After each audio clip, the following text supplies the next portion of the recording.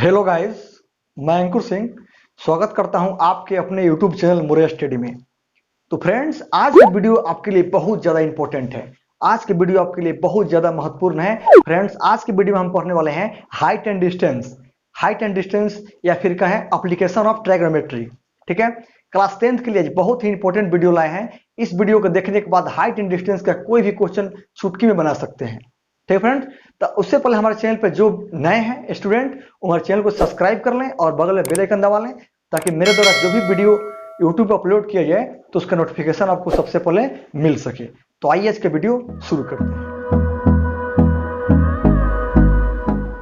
Friends, देख सकते हैं आज की वीडियो में एप्लीकेशन ऑफ ट्रायगोनोमेट्री या फिर ट्रायगोनोमेट्री बोलिए। ठीक है, ट्रायगोनोमेट्री हम लोग स्टडी करने वाले हैं। ठीक है, ट्रायगोनोमेट्री के अनुप्रयोग, जिसको हम लोग एक और नाम हाइट एंड डिस्टेंस के नाम से भी इसको जानते हैं। मतलब उसमें हाइट एंड डिस्टेंस से संबंधित बात करेंगे, यानी ऊंचाई और दूरी। आप जानते हैं कि आपके एग्जाम में आपका 5 नंबर का क्वेश्चन एक पक्का आता है। 2 क्वेश्चन आता है, इसमें एक अथवा में आता है, इसमें से एक क्वेश्चन आपको सॉल्व करना होता है। ठीक है, और 2-3 ऑब्जेक्टिव बनता है। यानी इस चैप्टर से कहें तो मतलब 10 लगभग 8 से 9 नंबर का क्वेश्चन आपको इजीली मिल जाएगा। ठीक है, बिकॉज आपका ट्रायगोनोमेट्रिक बेस है, ट्रायगोनोमेट्री बेस्ड क्वेश्चन होता है। इससे पहले फ्रेंड्स, हम ट्रायगोनोमेट्री जो त्रिकोणमिति है, क्लास 10th के लिए जो त्रिकोणमिति है उसका पूरा चैप्टर पूरा फिनिश कर दिए हैं। ठीक है, एक्सरसाइज 8.1 से लेकर 8.4 तक चैप्टर 8 है जो पूरी अच्छी तरह से खत्म कर दिए हैं। जो फ्रेंड्स नहीं देखे हैं हमारे वीडियो के प्ले लिस्ट में जाकर देख सकते हैं, या फिर नीचे डिस्क्रिप्शन लिंक में देख सकते हैं। जो हम टाइटल लिखे हैं उस टाइटल को टच कीजिएगा तो नीचे डिस्क्रिप्शन लिंक खुल जाएगा, उससे भी आपको लिंक मिल जाएगा। क्लास 10th और क्लास 12 के लिए लगातार वीडियो अपलोड कर रहे हैं। ठीक है, तो आइए आज का टॉपिक शुरू करते हैं। इसमें देखते हैं ट्रायगोनोमेट्री के अनुप्रयोग। इसमें हाइट एंड डिस्टेंस पर समझते हैं कि हाइट एंड डिस्टेंस का अर्थ क्या है। जानते हैं हाइट एंड डिस्टेंस का अर्थ क्या होता है हिंदी में? ऊंचाई और दूरी। क्या बोलते हैं इसको? इसको बोलते हैं ऊंचाई और दूरी। ऊंचाई और दूरी आप जानते हैं, इससे आप भली भांति परिचित हैं। तो ये इसका सबसे पहले बेसिक कंसेप्ट समझ लें। कंसेप्ट समझ लेंगे, उसके बाद एक्सरसाइज चुटकी में क्या होगा, सॉल्व हो जाएगा। तो इसका कंसेप्ट समझते हैं। देखिए फ्रेंड्स, मान लेते हैं आपका इसमें हमेशा हम राइट एंगल ट्रायंगल का बात करेंगे, यानी समकोण त्रिभुज का। हम लोग त्रिकोणमिति पढ़े थे। ठीक है, इसमें आप जानते हैं कि आपका हो गया ए बी और आपका हो गया सी। ठीक है, आप जानते हैं कि इसको क्या बोलते हैं? इसको बोलते हैं हाइपोटेनियस बोलते हैं। ठीक है, यानी हिंदी में बोले तो क्या बोलते हैं? कर्ण बोलते हैं। ठीक है, ट्रायगोनोमेट्री में पढ़ चुके हैं। और इसको क्या बोलते हैं? कर्ण को बोलते हैं। पहला इसका अक्षर एच है, इसलिए हम इसको एच से क्या करेंगे? रिप्रेजेंट करेंगे। ठीक है, इसको बोलते हैं लंब, यानी परपेंडिकुलर। क्या बोलते हैं? परपेंडिकुलर। ठीक है, यानी शॉर्टकट में इसको पी से हम लोग डिनोट करते हैं। ठीक है, और इसको बोलते हैं बेस, यानी आधार बोलते हैं। यानी इसको बोलते हैं आधार, यानी आपका बेस है। ठीक है, इसको बी से रिप्रेजेंट करते हैं। तो मेनली 3 चीज होता है, पी बी और क्या होता है? एच होता है। इसको हम लोग ट्रायगोनोमेट्री में, त्रिकोणमिति में बहुत अच्छी तरह से पढ़ चुके हैं। तो फ्रेंड्स, इसमें देखिए कुछ नहीं होता है। इसमें आपको हाइट एंड डिस्टेंस पे क्या करेगा? इसमें आपको एंगल दे देगा। यहाँ पर देखिए, आपका जो ट्रायंगल है इसमें कोण कितना बनता है? टोटल 180 के कोण बनता है। ठीक है, इसमें कितना साइड है? आप देखिए, इसमें भुजा कितना है? 1 2 3, यानी इसमें 3 साइड है। ठीक है, 3 साइड है और 3 क्या है? एंगल है। यानी इसमें 3 भुजा है और 3 क्या है? कोण है। ठीक है, तो इसमें फ्रेंड्स हाइट एंड डिस्टेंस में यही देखना होता है कि इसमें आपको इसमें कोई कोण दे देगा। मान लेते हैं आपका कोण सी माने हैं, ए बी सी, यहाँ पर दे देगा थीटा। क्या दे देगा? थीटा। यानी थीटा का मान कुछ भी दे सकता है। थीटा का मान आपको 30 आपका हो गया आपका 90 दे सकता है, 45 दे सकता है, 60, कुछ भी दे सकता है। तो आपसे क्या कहेगा? आपको थीटा का वैल्यू दे देगा और उसके बाद आपसे यहाँ पर कहेगा कि हाइट, यानी यहाँ पर यूनियन कोण बनता है। यानी यूनियन कोण कितना डिग्री का बनता है? 30 डिग्री, 45 डिग्री, जितना डिग्री का यूनियन कोण बने, और उसके अकॉर्डिंग इसका आपको हाइट बताना पड़ेगा। कि मान लीजिए आपका ए बी कोई आपका टावर है और इसका बीसी क्या है? आपका पाद बिंदु है। तो टावर के शिखर से धरती के बिंदु सी का उन्नयन कोण 30 डिग्री है। तो बताइए टावर की ऊंचाई क्या है? यानी मेनली इसमें हम लोग ऊंचाई और दूरी के दूरी को ही बात करते हैं, ठीक है। आपको कोण दे देगा यहाँ पर 30 डिग्री 45 डिग्री, और आपसे इसका हाइट पूछेगा, या फिर आपको हाइट दे देगा, ठीक है। इसको कंसेप्ट से समझते हैं। या फिर आपको दे देगा, इसमें देखिए मान लेते हैं आपका ए बी सी आपका कोई राइट एंगल ट्रायंगल हो गया, ठीक है। इसका एक कोण आपका दे देगा 30 डिग्री, ठीक है। और आपसे पूछ लेगा क्या, आपसे पूछ लेगा, आपको मान लेते हैं आपका यह पार्ट दिया होगा, ठीक है। आपको यह पार्ट दिया है, मान लेते हैं 20 सेंटीमीटर दिया है, ठीक है। तो आपसे पूछेगा कि ए बी क्या होगा, क्या पूछेगा कि ए बी का मान बताइए, या फिर आपसे ए सी का भी मान पूछ सकता है। तो आप देख पा रहे हैं कि यहाँ पर आपका लंब और क्या, इसको क्या बोलते हैं, लंब बोलते हैं, इसको बोलते हैं आधार, यानी परपेंडिकुलर अपॉन बेस किसका होता है, टेन का होता है।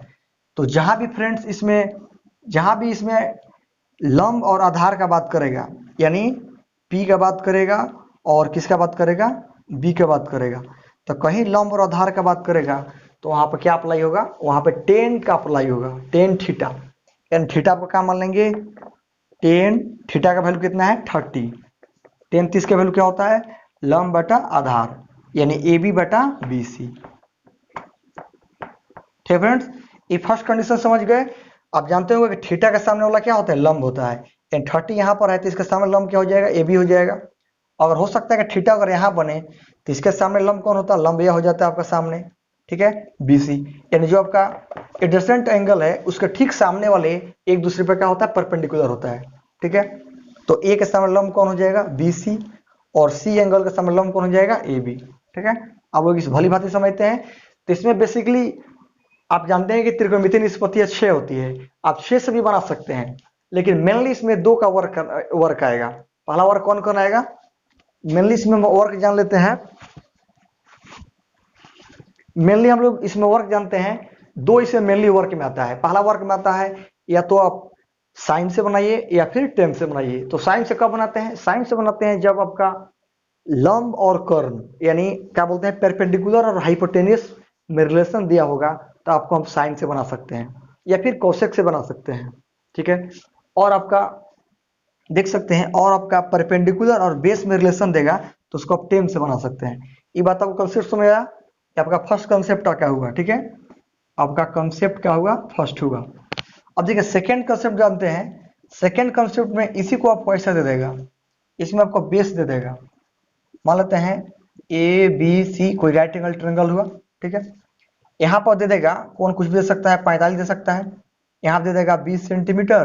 तो आपसे पूछ लेगा क्या कि AC का मान क्या होगा, क्या पूछेगा, AC के मान क्या होगा, ठीक है। तो इसमें देखते हैं, इसमें थीटा तो मान पता है, जानते हैं कि थीटा के सामने क्या होता है, लंब होता है। यानी कौन सी के सामने लंब क्या हो जाएगा, आपका परपेंडिकुलर AB हो जाएगा, और AC क्या है, आपका हाइपोटेनियस है। वहीं इसके बात करते हैं तो इसमें C के सामने परपेंडिकुलर कौन हो जाएगा, AB, ठीक है। तो आइए इसको देखते हैं। तो इसमें तो आपको टेन से निकाल दिए, बिकॉज लंब बटा आधार बोल रहा है। और इसमें देखिए लंब आपका है, आपको कर्ण निकालना है, यानी AB बटा AC। लंब बटा कर्ण किस में होता है, लंब बटा कर्ण, यानी बोले तो P बटा H।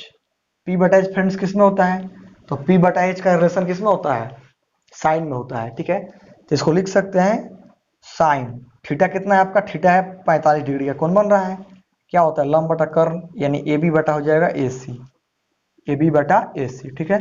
तो इस तरह आप इस 2 कंडीशन का अप्लाई करके इस पूरी चैप्टर को बना सकते हैं।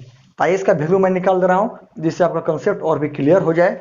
इसके बाद इसमें डिफरेंशन में चलेंगे, उन्नयन कोण क्या होता है, अनुमान कोण क्या होता है, दृष्टि रेखा क्या होता है, इस सब के बारे में जानने वाले हैं। ये आपका बेसिक इंट्रोडक्शन बता रहे हैं जिससे आपका कंसेप्ट क्लियर हो जाए, ठीक है। तो फ्रेंड देखिए अब इसको कैसे हम बना सकते हैं। अब देखिए 1030 का वैल्यू निकालना है, तो 1030 का वैल्यू कितना होता है, 33 का होता है 1/√3, ठीक है। और AB का आपको वैल्यू निकालना है, और BC का वैल्यू गिवन है 20, तो वहीं क्रॉस मल्टीप्लाई कर दीजिएगा तो क्या बचेगा, आप AB का मान निकालिएगा तो हो जाएगा 20/√3 हो जाएगा, √3 AB = 20, तो रूट से हो जाएगा बटा में, यानी हो जाएगा 20/√3, ठीक है। देखिए कितना इजी से हम लोग AB का मान निकाल लिए इस कंसेप्ट से, ठीक है। वहीं अगर बात आते हैं साइन का निकालना होगा, आपको हाइपोटेनस निकालना होगा, कर्व निकालना होगा, तो कैसे निकाल सकते हैं, वहां पर साइन 45 का काम पड़ेगा। साइन 45 का मान कितना होता है, 1/√2 होता है, और AB के वैल्यू आपको गिवन है 20, और AC के वैल्यू आपको क्या है निकालना है, ठीक है, मैंने जो ए से बोलते हैं तो एसी ऐसे ही एच छोड़ दीजिए, तो क्या बच जाएगा, आप देख पा रहे होंगे एसी निकाल क्या निकलेगा, एसी निकालिएगा 20√2 निकल जाएगा।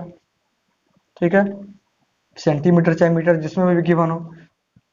तो देख सकते हैं कि इस दोनों कंसेप्ट की मदद से टेन और साइन की मदद से ही आप इसको आराम से इसका जो भी आपका लंब और आधार निकालना होगा, या फिर बोले कि हाइट और डिस्टेंस, यानी इसका हाइट कितना है इस पिलर का और इसका बेस से पॉइंट क्या है।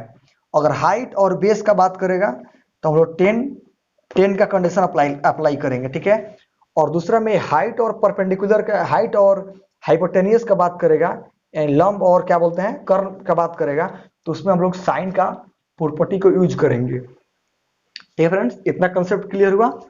ठीक है, तो इसको अच्छी तरह से नोट्स बनाते चलिए, जिससे एग्जाम में आप अधिक से अधिक मार्क्स मंगा सकें। अब देखिए, अब चलते हैं इसका डिफरेंशिएशन की ओर चलते हैं। चलिए इसको नोट्स बनाइए।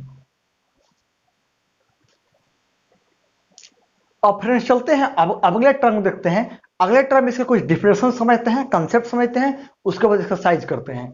तो सबसे पहले फ्रेंड्स समझते हैं कि दृष्टि रेखा होता क्या है, यानी इसको इंग्लिश में बोलते हैं लाइन ऑफ साइट।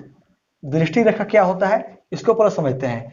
तो मैंने देखिए आपके लिखा है, हमारी आंखों से किसी बिंदु तक खींची गई रेखा को दृष्टि रेखा कहते हैं। यानी जो भी हम अपने आंख से, मान लेते हैं आंख से हम इस पंखा को देख रहे हैं, तो आंख से और पंखा को देखने में जो आपका लाइन बन रहा है, रेखा बन रहा है, उसी रेखा को बोलते हैं दृष्टि रेखा। समझ पा रहे हैं? तो वही लिखवाया हूं। मान लेते हैं यहाँ पर कोई आपका कोई व्यक्ति खड़ा है, कोई व्यक्ति खड़ा है। ठीक है, वह व्यक्ति दूर स्थित किसी पत्थर को देख रहा है। ठीक है, व्यक्ति किसको देख रहा है, पत्थर को देख रहा है। तो उसके बीच में जो रेखा बन रहा है, इसी रेखा को बोलते हैं दृष्टि रेखा। यानी उसके आंख से किरण निकलकर उस पत्थर पर पड़ रही है। ठीक है, तो जो रेखा बन रहा है उसी रेखा को बोलते हैं दृष्टि रेखा। तो दृष्टि रेखा समझ गए, जो हमारी आंखों से किसी वस्तु पर जो नजर पड़ती है, तो जो रेखा बनता है उसी रेखा को बोलते हैं दृष्टि रेखा। सिंपल। अब आगे देखते हैं। अब आगे देखते हैं फ्रेंड्स, इसमें टर्म आएगा उन्नयन कोण। जब क्वेश्चन सॉल्व करेंगे तो उसमें उन्नयन कोण आएगा। तो उन्नयन कोण होता क्या है पहले इसको समझ लें, उसके बाद एक्सरसाइज में बहुत सिंपल में ऐसा कंसेप्ट धांसू बताऊंगा कि आप इसको खत्म कर सकते हैं चुटकी में। तो उन्नयन कोण होता क्या है, एंगल ऑफ एलिवेशन, इसको बोलते हैं इंग्लिश में। तो इसका परिभाषा है दृष्टि रेखा, आप देख पा रहे होंगे, दृष्टि रेखा और क्षैतिज रेखा से बने कोण को उन्नयन कोण कहते हैं। सिंपल समझे, दृष्टि रेखा और क्षैतिज रेखा। अब दृष्टि रेखा तो समझ गए, क्षैतिज रेखा क्या है उसको जानते हैं, से बने कोण को उन्नयन कोण कहते हैं। मान लीजिए फ्रेंड्स आपका क्षैतिज है, क्षैतिज किसको बोलते हैं, हॉरिजॉन्टल लाइन इसको बोलते हैं। ठीक है, जो आपका जमीन पर मतलब जमीनी सतह हो उसी को बोलते हैं हॉरिजॉन्टल लाइन। ठीक है, मान लेते हैं आपका ए बी हो गया हॉरिजॉन्टल लाइन, इसको बोलते हैं क्षैतिज रेखा। ठीक है, और यहां पर देखिए, और इसके बाद यहां से देखिए आपके हॉरिजॉन्टल लाइन बोलते हैं, इसको लिख देता हूं